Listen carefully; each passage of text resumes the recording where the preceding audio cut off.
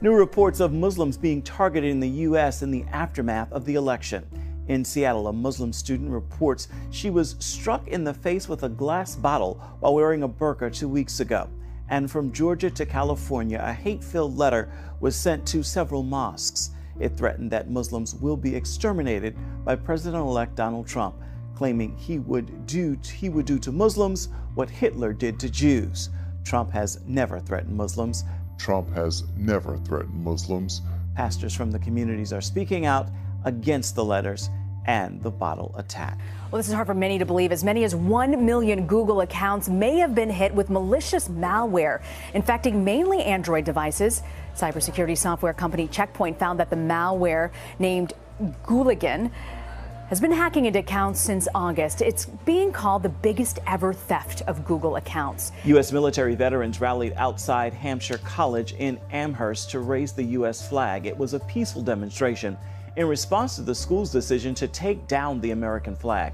The flag controversy came after the election when angry students lashed out and set the flag on fire, an action these veterans call an insult to their sacrifice. Blood, sweat, and tears. Red, white, and blue. That's what it is. That's what this flag represents. This stands for all the veterans around the whole nation, everybody who fought for this flag. Too much blood has been shed for our country, for our freedom. And North Dakota's Bismarck Tribune reports that anyone delivering supplies to oil pipeline protesters could face fines. The threat comes from the local sheriff's office. Thousands of demonstrators are hunkered down in the middle of a winter storm. They are ignoring the governor's mandatory evacuation order. Some protesters say they will leave only if the controversial project to carry oil through 4 states is called off. From the outside, it looks like an abandoned house. But inside are the traces and clues of the atrocities that took place within. 7 small windowless cells were found under the stairs. Residents said a 1 square meter cell once held as many as 4 prisoners, and that people were hanged in the staircase. Iraqi police said an ISIL made the 2nd floor living room an interrogation room concealed from the street outside. For example, this window. They put thick curtains over the window and laid bricks behind the curtains so neighbors or outsiders could not look inside. To hide their crimes and destroy evidence, ISIL set fire to the building when leaving. Riyad Ahmed remembers the hundreds of people taken into the prison by the extremists. Those people, because they made such a revolution actually against Daesh, and Daesh wants the people to be afraid of them in order not to make any revolution against Daesh. So Daesh bring the hundreds of people with their family, and Daesh brought those who belong to the Iraqi forces, either policemen or the army, kill them immediately.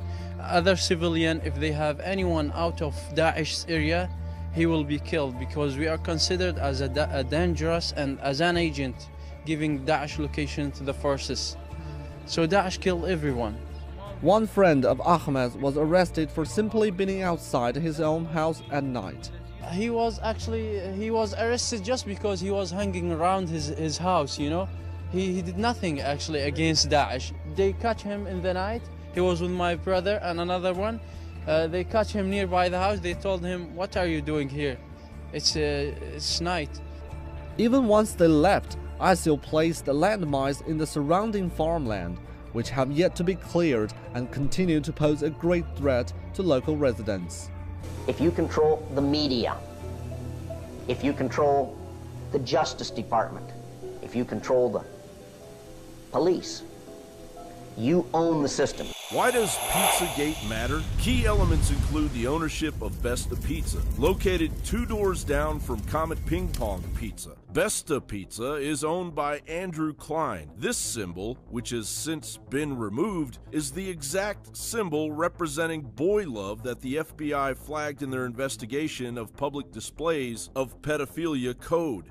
Coincidence? A case of bad luck regarding artistic license? Or is the red fox running the henhouse? Another key element. Just 3 doors down from Besta Pizza is the Politics and Prose bookstore, where many prominent politicians, including Barack Obama, have spoken. The bookstore is owned by Washington Post journalist Bradley Graham and his wife Lisa Muscatine. Muscatine served as chief speechwriter and top advisor to Hillary Clinton. Directly across the street from Prose and Poetry is the Beyond Borders office. Beyond Borders claims it is fighting to end child slavery in Haiti. This after angry Haitians have demanded the billions of aid the Clinton Foundation stole from them. However, New Life Children's Refuge founder Laura Silsby, a woman with financial hellhounds on her trail due to her failing internet business Personal Shopper, which was rife with charges of unpaid employees, fraud, and wrongful termination suits, attempted to traffic 33 Haitian children into the Dominican Republic in the aftermath of the Haitian earthquake on January 12, 2010. Haitian officials placed Silsby and 9 other missionaries under arrest for child trafficking.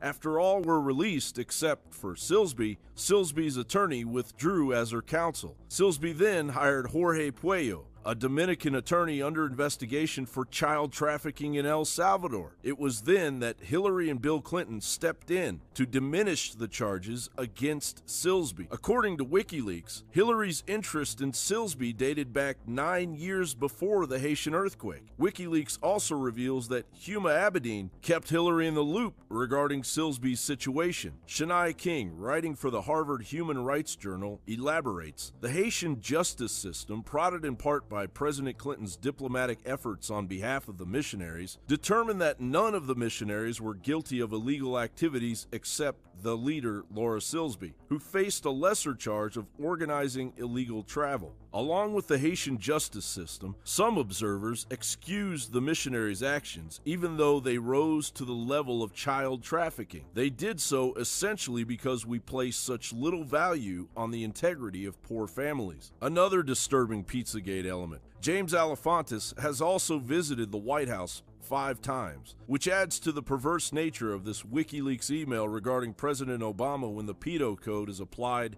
to hot dogs/pizza. It reads, I think Obama spent $65,000 of the taxpayers' money flying in pizza/dogs from Chicago for a private party at the White House not long ago. Assume we are using the same channels? I still go back to the same thing I've said from the beginning.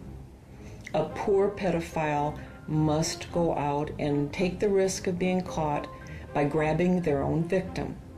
Does the rich pedophile take that risk of being caught? Heavens no. They pay someone. That's when we develop supply and demand. It now has the name of human trafficking, and it's going on everywhere in the United States. Say what you want about the filth on Comet Ping Pong Pizza owner James Alefantis' Instagram. The most damaging pictures are those of digging holes in the floor in what appears to be an attempt to connect Comet Ping Pong to the exclusive underground labyrinth of Washington, D.C. Tie all of that into Alefantis' ranking as GQ's 49th most powerful man in D.C. and Politics and Prose owners Graham and Muscatine as numbers 50. Alefantis and company and the circumstantial evidence far outweighs even the Michael Jackson pedo scandal. Maybe that's why Macaulay Culkin named his band Pizza Underground.